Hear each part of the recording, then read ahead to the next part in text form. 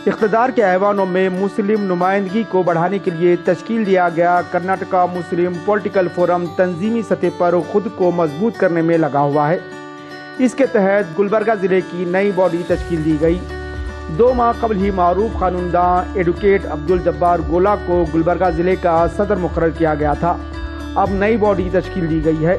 इस ज़िमन में इतवार को गुलशन अतफाल स्कूल में एडवोकेट अजीमुद्दीन साहब की सदारत में एक मुख्तसर सी तकरीब का इनेकाद किया गया, जिसमें नई बॉडी के अरकान की शालपुशी और गुलपुशी की गई और उन्हें बहुस्न खूबी अपनी जिम्मेदारी निभाने का मशवरा दिया गया।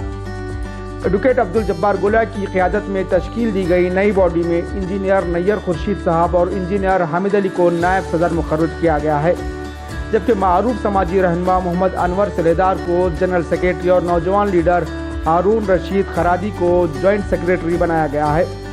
शेख अब्दुल रहीम, इंजीनियर हामिद अली और अब्दुल करीम मड़की को एग्जीक्यूटिव मेंबर्स मुकर्रर किया गया है। जिम्मेदारान के मुताबिक ताल्लुक़-ए-जात से भी 2 मेंबरान को डिस्ट्रिक्ट बॉडी में नुमाइंदगी दी जाएगी।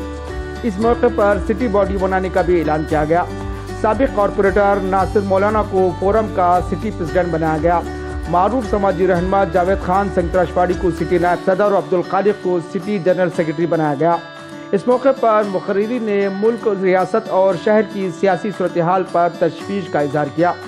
बिलखुसूस इक़्तिदार के ऐवानों में कम होती मुस्लिम नुमाइंदगी को बढ़ाने के लिए हिकमत अमली बनाने पर जोर दिया गया। खासकर आइंदा लोकसभा इंतखाबात में कर्नाटक से मुस्लिम नुमाइंदगी को यकीनी बनाने पर जोर दिया।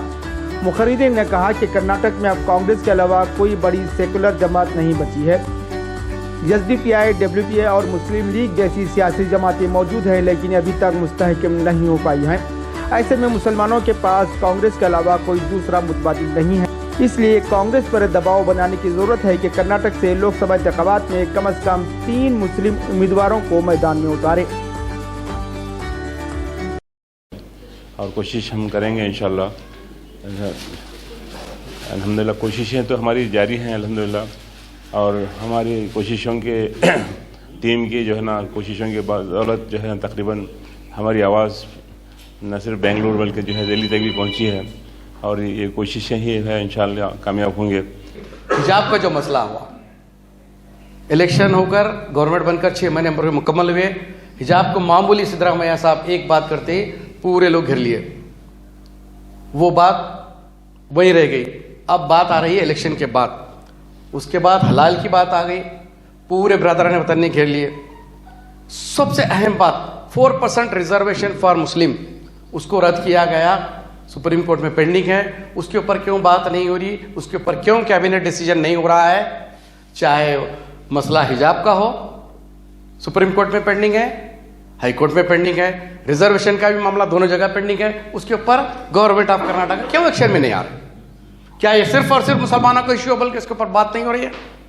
ये बड़ा तनकीदी सवाल है, और ये सोचने की बात है तमाम लोगों को, जिम्मेदारों को खासकर। हम हमारी ताकत को आज तक बताया नहीं, हमारे पास नहीं, हम ये कर सकते हैं, ये हमने बताया नहीं। एक वक्त था यहाँ पर कर्नाटक में मुस्लिम लीग को इतनी ताकत दे दी गई थी, कमरुल इस्लाम साहब उसके सदर थे, तो मेरे वालिद साहब भी उसके अंदर अहम तरीन किरदार निभाते थे, और दीगर यहाँ पर कई सारे लोग हैं जो मुस्लिम लीग से जुड़े हुए थे। तो वो जो ताकत एक हम लोगों ने कौमी पार्टी को, मिली पार्टी को दी थी, वो अब आज नहीं दे रहे हैं।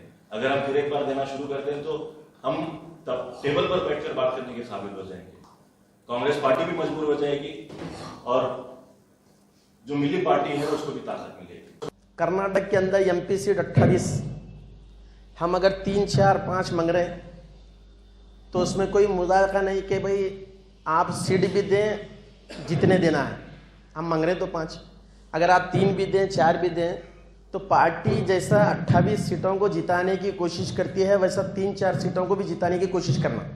कि हम अपने नुमाइंदे तो मुंतखब करते हैं, लेकिन सवाल ये है कि हमारे मुंतखबा नुमाइंदे क्या असम्बली में, पार्लियामेंट में, ज़िला पंचायत में, बल्दी इदारों में मुसलमानों की नुमाइंदगी कर रहे हैं या करना चाहते हैं? इसकी भी वजह है, या तो उनमें वो शऊर ही नहीं होता, या उनकी वो फ़िक्र ही नहीं होती कि मिल्लत की नुमाइंदगी की जाए, या फिर वो पार्टियों के पाबंद होते हैं। तो मैं अपनी तजवीज़ फोरम के सामने रखना चाहता हूँ कि सिर्फ मिल्लत ही आपका टारगेट नहीं होना चाहिए, बल्कि जो सियासी नुमाइंदे उनमें भी फ़िक्र पैदा करने की ज़रूरत है और उसके लिए उनको एक तरह से पाबंद किया जाना चाहिए।